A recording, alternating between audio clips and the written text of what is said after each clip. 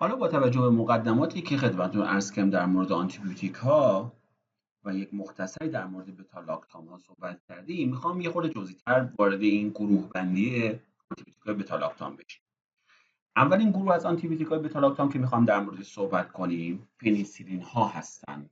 پنیسیلین ها یه ساختار مشترک دارن یا ساختار مرکزی دارن که تشکیل شده از دو تا حلقه تیازولیدین، حلقه پنسلی و حلقه بتا-لاکتام که اون جزء اصلی هست که مفصل در موردش صحبت کردیم. به این ساختار مشترکی که انتظار داریم توی تمام پنیسیلین ها وجود داشته باشه میگن 6 آمینو پنیسیلانیک اسید. 6 آمینو پنیسیلانیک اسید. پس این ساختار مشترکی است که انتظار داریم در تمام پنیسیلین ها وجود داشته باشه. اگه دقت بکنید اینجا یک زنجیره جانبی داریم، زنجیره جانبی و آر. این زنجیره جانبی با تغییر در این زنجیره جانبی انواع و اقسام پنیسیلین ها ساخته میشه. ببینید مثلا چیزی که تو این اسلاید و اسلاید بعدترش یا عکس بعدتر داره نشون میده، این قسمتی که هایلایت کرده که همون ساختار مشترک است، همین 6 آمینو پنیسیلانیک اسید هست. جای زنجیره جانبیش میتونه مولکول‌های مختلفی قرار بگیره و این مولکول‌های مختلف یک در واقع پنیسیلین جدید رو به وجود بیاره. یه مثال کوچولو بزنیم از گروه پنیسیلین‌های طبیعی. دو تا پنیسیلین داریم، پنیسیلین G و پنیسیلین V. پنیسیلین G یا بنزودین پنیسیلین تزریقیه، پنیسیلین V پنیسیلین خوراکیه، میشه خوراکی استفادهش کرد. فرقشون رو ببینین توی اتم اکسیژن هست که اینجا وجود داره. در واقع اینو میخوام بهتون بگم که با کوچکترین تغییری توی زنجیره جانبی ممکنه پنیسیلینی با ویژگی‌های جدید به وجود بیاد و اون ویژگی چیزی که در مورد همین مثالی که گفتیم پنیسیلین G و پنیسیلین V، وجود این اتم اکسیژن باعث شده که این پنیسیلین V نسبت به اسید تا حدودی مقاوم بشه. پس بشه خوراکی مصرفش کرد. خیالمون راحت باشه وقتی خوراکی مصرف میکنیم از معده که عبور بکنه غیر فعال نمیشه توسط اسید معده، ولی پنیسیلین G رو ما نمیتونیم این به روش خوراکی مصرف کنیم، باید تزریقی استفاده بشه. پس با تغییر توی زنجیره جانبی میتونه انواع و اقسام پنیسیلین ها ساخته بشه. خب یه مطلب مهم دیگه قبل از اینکه گروه بندی پنیسیلین ها رو خدمتتون عرض بکنیم لازم هست که توضیح بدیم و اون مهار کننده های بتا-لاکتاماز هست. بتا-لاکتاماز که تا اینجا باش آشنا شدیم، اون آنزیمی که بعضی از باکتری‌ها تولید میکنن که میتونه داروهای بتا-لاکتام یا اون حلقه 4 ضلعی رو از بین ببره. حالا ما یه ترکیباتی داریم تحت عنوان مهار کننده های بتا-لاکتاماز. این مهار کننده بتا-لاکتاماز قراره برن کیو مهار بکنن؟ اون آنزیم بتا-لاکتامازه اگه وجود داره.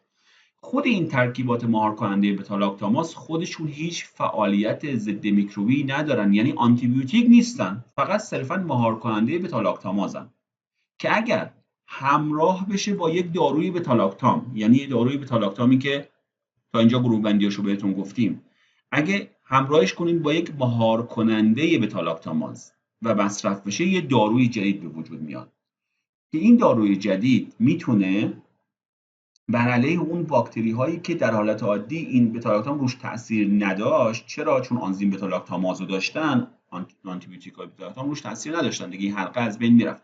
حالا که با مهار کننده بتا-لاکتاماز همراهش کردیم داروی جدیدی به وجود بیاد که اگر مکانیزم مقاومت اون باکتری تولید بتا-لاکتاماز بوده میتونه تا حدودی اونو مرتفع بکنه.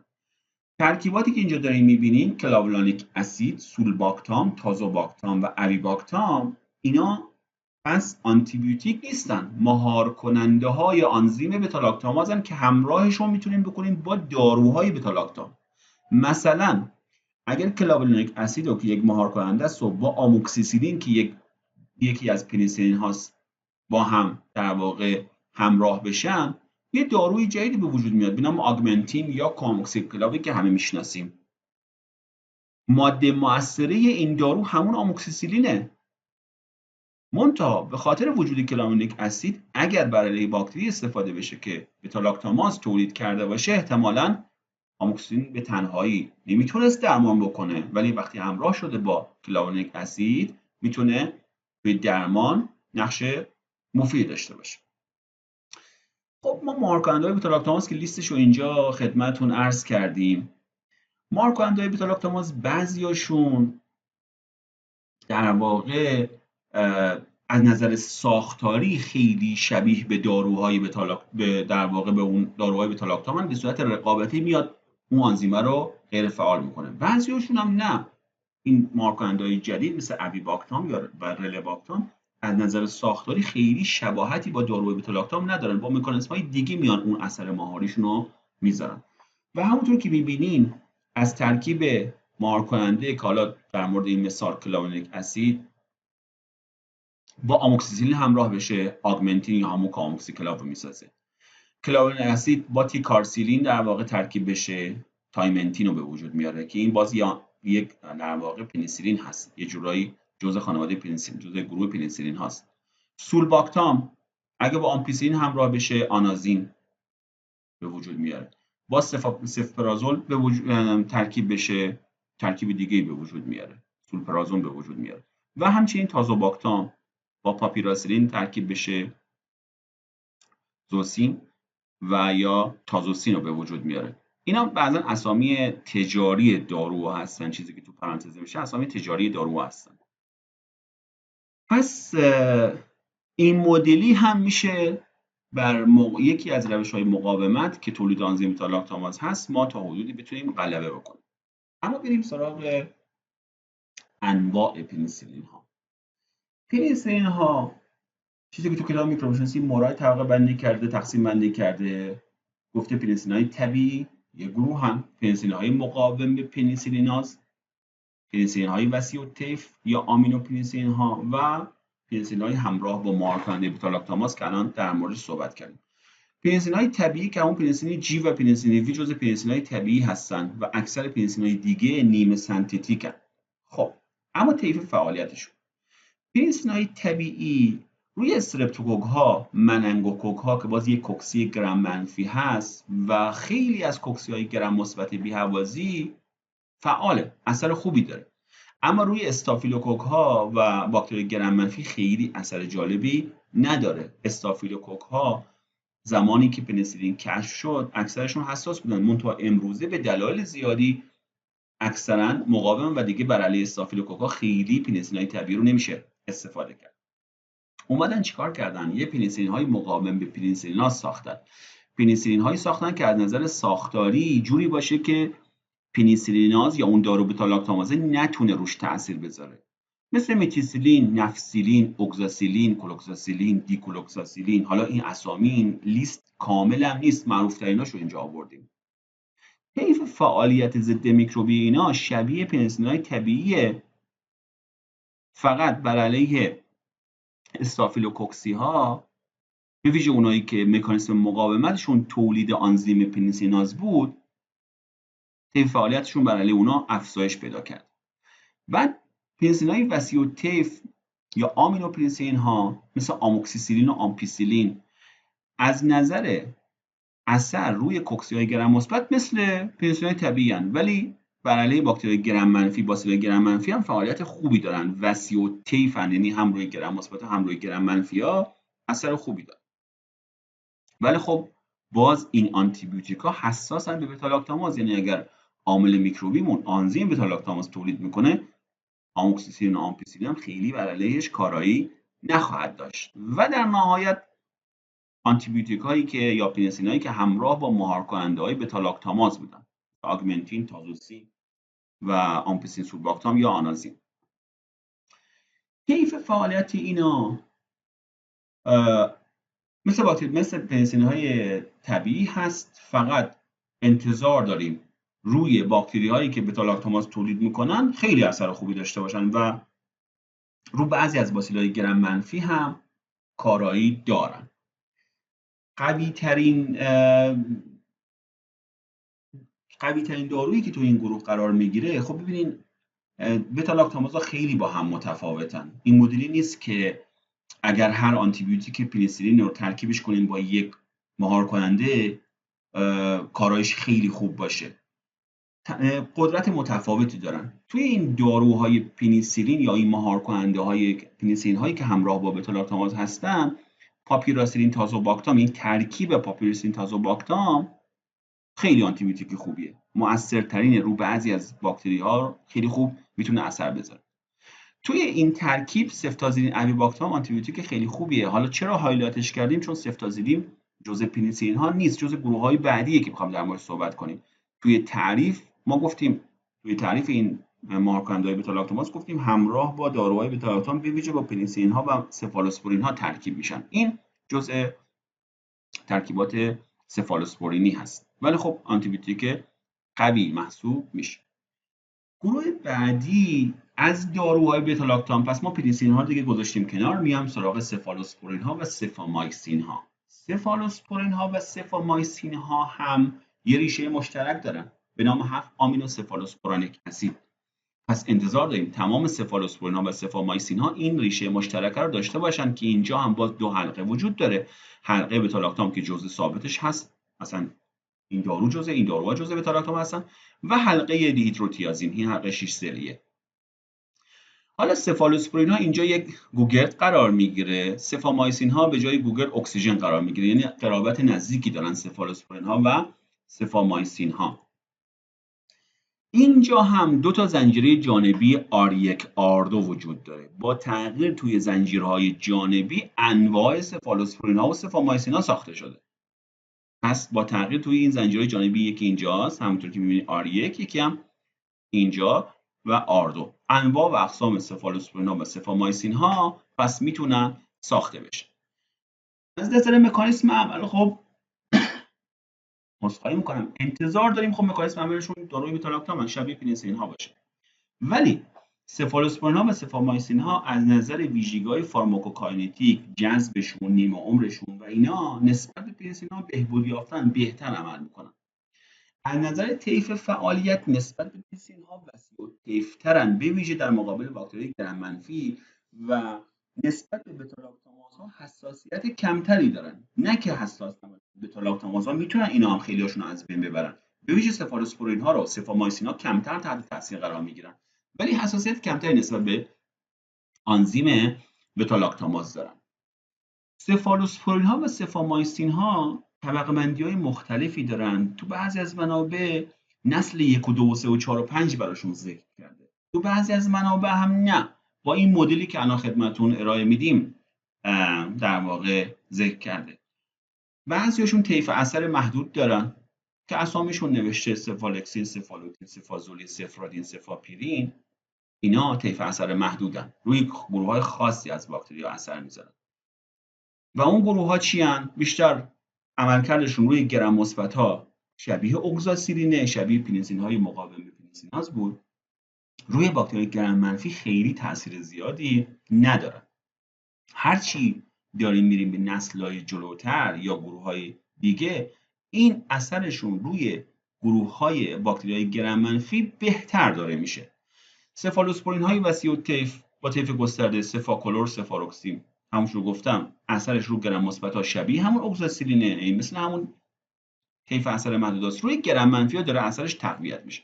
سفامایسین هایی با طیف اثر گسترده مثل سفوتتان و سفوکسیتین باز به همین شکل.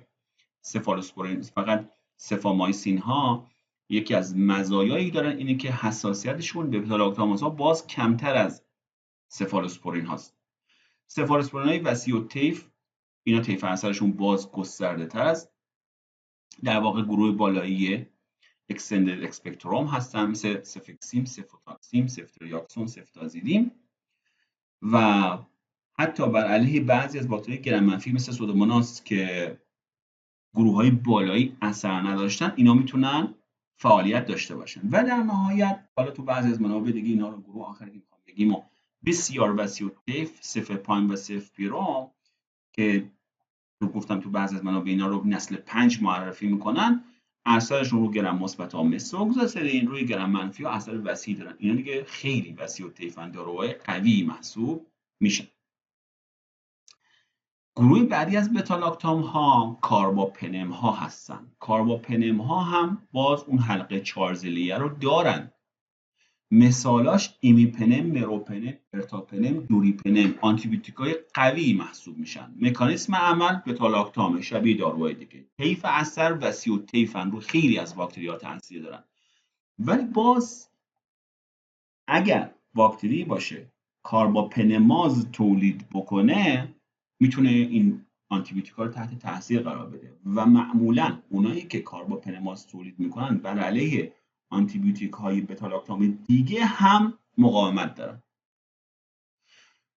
گروه دیگه مونوباکتام ها هستن. مونوباکتام ها همونطور که از اسمش مشخصه، مونو که یعنی یک، بتالاکتام هم که حلقه بتالاکتام.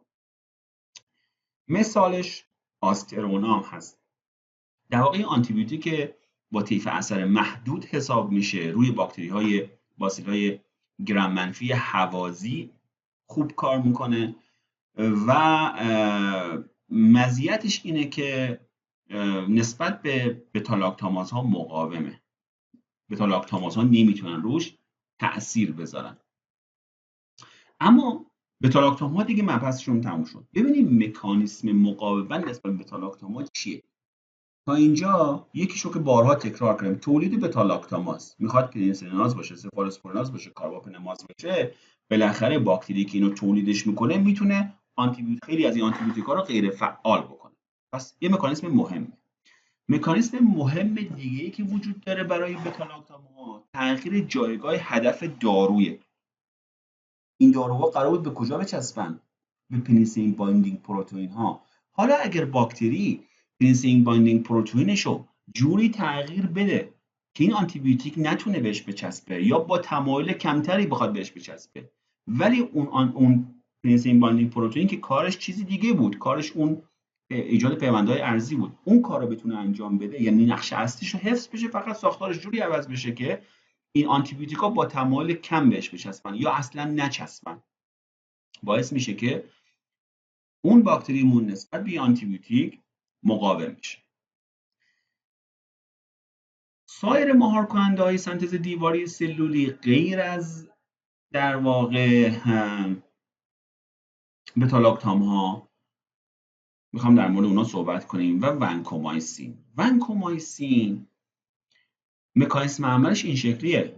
توی بیوسنتز پپتیدوگلیکان تو مراحل باز نزدیک مرحله آخر میاد به دی آلانینی که تو مراحل قبل اومده بود، وارد واکنش شده بود، به اون متصل میشه و با اتصال به دی آلانینی که از قبل اومده عملکرد آنزیمای ترانسپپتیداز رو مختل میکنه و در نهایت اینم تشکیل پلهای ارضی رو ممانعت میکنه. ونکومایسین یه آنتیبیوتیک بزرگه، راحت وارد سلول به ویژه وارد گرم منفی ها نمیتونه بشه. به همین خاطر باکتری های گرم منفی نسبت به ونکومایسین کاملا مقاومن، ولی رو باکتری گرم مثبت اثر خوبی داره. درمانش چیه؟ یعنی کاربردش چیه؟ بیشتر تو درمان استافیلوکوکوس اوروسی که دیگه به بقیه داروها نمیتونیم خیلی روش کار بکنیم، یعنی به اوگزاسیلین مقاوم هست، به اون پنیسیلین های مقاوم به پنیسیلاز مقاوم هست، و عفونت هایی که داروی بتالاکتاماز آنزیم بتالاکتاماز تولید میکنن، عامل عفونت یا باکتری آنزیم بتالاکتاماز تولید میکنه و سایر بتالاکتام ها روش کار نمیکنن، میتونیم از این ونکومایسین استفاده کنیم. البته خب آنتیبیوتیکی هست که اثرات سمی داره، کاربردش محدودتر هست، نمیشه برای همه، یعنی گسترده نمیشه خیلی استفادهش کرد. اما مکانیسم مقاومت نسبت به ونکومایسین، یه سری از این مکانیسم های مقاومت نسبت به ونکومایسین ذاتی هستند، یعنی ذاتاً اون باکتری نسبت به آنتیبیوتیک مقاوم. مثلا اگر باکتری به جای دی آلانین انتهایی چیزای دیگه داشته باشه، بعضی از باکتری ها به جای دی آلانین دیلاکتات دارن، یعنی اون جزء 5 اسید آمینه اولی که گفتیم دی آلانین نیست، اون دو تای آخر دی آلانین دیلاکتاته، مثل لاکتوباسیل، لوکونوستوک، پدیوکوک، اریزوپلوتریکس. اینا پس وقتی ترکیب متفاوت هست دیگه ونکومایسین نمیتونه به اینا بچسبه، ونکومایسین به دی آلانین متصل میشه. یا بعضی از باکتری دیگه توی تتراپپتیدشون یا پنتاپپتیدشون که توی زنجیره پپتیدوگلیکان بود، دی آلانین دیسرین دارن، مثل انتروکوکوس گالیناروم، انتروکوکوس کاسلیفلاووس. اینا هم ذاتاً به دلیلی که گفتیم نسبت به آنتیبیوتیک ونکومایسین مقاومن. اما یکی از مکانیزم‌های مقاومت اصلی که باز برای این باکتری وجود داره، مقاومت اکتسابیه، یعنی اینکه یه باکتری داره، این باکتری این مقاومت از یه جای دیگه کسب میکنه، خودش اول مقاوم نیست، از یه جایی کسب میکنه و این بر اساس انتقال ژن هست. پروسه‌های انتقال ژنتیکی که وجود داره بعضی از انتروکوک ها مثل انتروکوک فکالیس و انتروکوکوس در واقع فکالیس و فسیوم، دو تا ژن بعضی از گونه‌هاش داره، ون A و ون B. این ژنا اگر به باکتری دیگه از طرقی مثلا پلاسمید از طریق کانجوگیشن یا از طریق ترانسپوزون این ژنا منتقل بشن، باعث میشه که باکتری که این ژنا رو گرفته هم نسبت به ونکومایسین مقاوم بشه. مکانیسم مقاومتی که استرپتوکوکوس اوروس، ما الان استرپتوکوکوس اوروس اول به پنیسیلین حساس بود، پنیسیلین استفاده میشد زمانهای خیلی خیلی قبل. بعد اومدن از پنیسیلین های مقاوم به پنیسیلیناز مثل متیسیلین و نفسیلین استفاده کردن، نسبت به اونا مقاوم شد. اومدن از ونکومایسین استفاده کردن. الان سویه‌های مقاوم به ونکومایسین هم داره، یا ونکومایسین رزیستنت استافیلوکوکوس اوروس VRSA داره زیاد میشه. تو مرحله قبل که نسبت به میتیسیلین مقاوم بود، سویه‌های MRSA میتیسیلین رزیستنت استافیلوکوکوس اوروس. اما امروزه سویه‌های VRSA یعنی نسبت به ونکومایسین مقاوم بشن هم در حال ظهور و بروز هست و عملا اون استافیلوکوکوس اوروس ژنای مقاومت رو از انتروکوک ها گرفته، کسب کرده و نسبت به ونکومایسین مقاوم شد. داروی دیگه ای که میخوام صحبت کنیم که جزء پلی‌پپتید هاست باسیتراسینه. اینم مارکانده سنتز پپتیدوگلیکانه. توی چرخه بیوسنتز پپتیدوگلیکان اگه خاطرتون باشه گفتیم زیرواحدهایی که تو سیتوپلاسم ساخته میشن یه جایی قرار این زیرواحد از غشا عبور داده بشن برن بیرون. یه مولکول چربی و حاملی توی قشا وجود داره به نام باکتوپرنول یا اندوکاپرنول. هر باری که در واقع در حین عبور اینکه یک زیرواحد از خودش از داخل سلول بندازه بیرون و عبور بده، یه فسفر میگیره. باکتوپرنول یه فسفر میگیره اضافه، خودش یه فسفر داره، یه فسفر دیگه هم میگیره. اگه قرار باشه این مولکول چرخش کنه دوباره یک زیرواحد رو بتونه از خودش عبور بده، باید دفسفوریله بشه، باید یکی از این فسفرها رو از دست بده. کاری که باسیتراسین انجام بده اینه که با جلوگیری از دفسفوریلاسیون باکتوپرنول یا اندوکاپرنول عملاً جلوی انتقال زیرواحدهای پپتیدوگلیکانی که توی سیتوپلاسم ساخته شدن به خارج رو میگیره. پس این مدلی میاد جلوی سنتز پپتیدوگلیکان در نهایت گرفته میشه. کیف فعالیتش روی باکتری گرم مثبت فقط اثر داره، به دلایلی نمیتونه از غشای خارجی باکتری گرم منفی عبور پیدا کنه و رد بشه. کاربردش هم محدود به خود آنتیبیوتیک به شدت نفروتوکسیک، یعنی برای کلیه سمیه و همین خاطر درمانش اولا فرمای موضعی ازش معمولا وجود داره، پماد و کرم و اسپرین و در ترکیب با داروهای دیگه، مثلا همراه با آمفوترسین و چیزهای یا نئومایسین و چیزهای دیگه ترکیبش میکنن به شکل پمادی و در واقع کرم استفاده بشه. و چون با توجه به مطالبی که گفتیم سیستمیک نمیشه استفاده کرد و توی درمان عفونت‌های پوستی ناشی از استافیلوکوکوس یا استرپتوکوکوس معمولاً کاربرد داره. اما مکانیسم مقاومتش خیلی مشخص نیست، احتمالاً به دلیل عدم امکان نفوذ دارو به بعضی از باکتریاست. گرم منفی‌ها که گفتیم کلاً مقاومت ذاتی دارن، پس اما گرم مثبت‌ها هم بعضاً اگر دیوارشون جوری تغییر پیدا کنه که احتمال نفوذ دارو به سلول کم بشه، میتونه جزء مکانیزم مقاومت این آنتیبیوتیک باشه. خب از مارکاندهای سنتز دیواری سلولی ما یک داروهایی داریم که اصطلاحاً ضد دیواری سلولی مایکوباکتریوم توبرکلوزیسن. دیواری سلولی مایکوباکتریوم توبرکلوزیس از نظر ظاهری بخوام نگاش بکنیم، یعنی از این بابت که شبیه گرم مثبت شبیه گرم منفی‌ها، شبیه گرم مثبت بیشتر، یعنی بیشتر قرابت با گرم مثبت داره، قشای خارجی اینجا نداره. اما دیواری سلولی باکتریایی مایکوباکتریوم ها از جمله عامل بیماری سل مایکوباکتریوم توبرکلوزیس یه دیواری غنی از چربیه. یه چربی‌های خاص وجود داره مثل اسید مایکولیک و همچنین آرابین و گالاکتان ها تو مقدار خیلی زیاد تو دیواره سلولی این باکتری وجود دارن. نفوذپذیریش نسبت به خیلی از ترکیبات خیلی سخته، اکثر داروهایی که تا الان اسپولیب رو دیواره سلولی روی اینا اصلا تاثیر ندارن، با وجودی که پپتیدوگلیکان داره اصلا نمیتونه وارد این ساختار بشه. اکثر آنتیبیوتیکا نمیتونن وارد این ساختار غنی از چربی و پیچیده دیواره سلولی مایکوباکتریوم توبرکولوزیس بشن. به همین خاطر یه داروهای دیگه کشف شده و استفاده میشه که جلوی سنتز دیواره سلولی رو توی مایکوباکتریوم توبرکولوزیس و سایر مایکوباکتریوم ها میگیره، از جمله ایزونیازید و اتیونامید. ایزونیازید و اتیونامید باعث جلوگیری از سنتز اسید مایکولیک میشن، یعنی اون چربی اصلیه که تو دیواره سلولی و تقریبا 50-60% از وزن دیواره سلولی این اسید چرب است. ایتامبوتول مانع سنتز آرابینوگالاکتان میشه. سیکلوسرین باز یه آنتیبیوتیک دیگه هست که حالا میتونه بر علیه باکتری دیگه هم استفاده بشه در مواردی، ولی بیشتر در درمان سل بعضا ممکن استفاده بشه. جلوی ساخت پپتیدوگلیکان رو میگیره با مهار آنزیم دیالانین راسماز و آنزیم دیالین سنتتاز، یعنی اینا مکانیزمش جوری هست که میتونه برای باکتری دیگه هم استفاده بشه. اون آنزیمایی که دیالین تولید میکنن و دیالین راسماز رو در واقع میگیره. مکانیسم مقاومت نسبت به این داروها بیشتر کاهش جذب یا تغییر در جایگاه هدف دارو هست. کاهش جذب یا تغییر در جایگاه هدف دارو مکانیسم ژنتیکی معمولا دارن خیلی‌هاشون. با تغییرات ژنتیکی که ایجاد میشه معمولا جوری دیواره تغییر پیدا میکنه که امکان جذب این در واقع ترکیبات به حداقل میرسه، یا در واقع اون آنزیمایی که مسئول ساخت فرض کنید اسید مایکولیک هستن دیگه این دارو روشون تاثیر نداره، اما کار اصلی خودشون که ساخت اون ترکیبات هست رو انجام میده. مهارکننده‌های سنتز دیواره سلولی تمام شد تا اینجا. بیام سراغ اونایی که مختل کننده غشا هستن، مثل پلیمیکسین ها.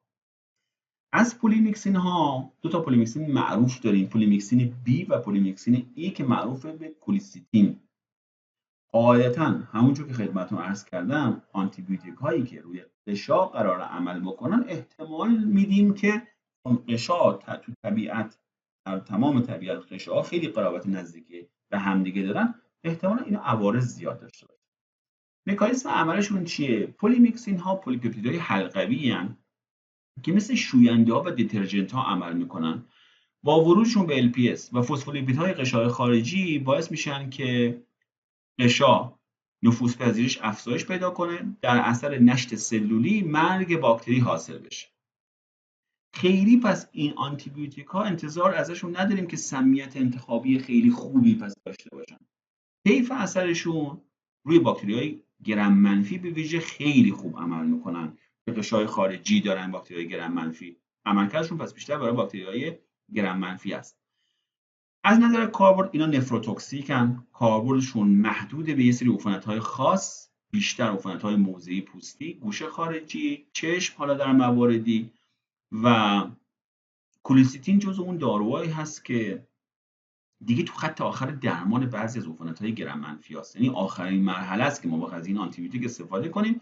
مقاومت بر علیهش خیلی کم وجود داره و به وجود میاد و تو مواردی که دیگه ناچار هستی میشه سیستمیک هم استفاده کرد کولیسیتین، اما تحت شرایط خاص.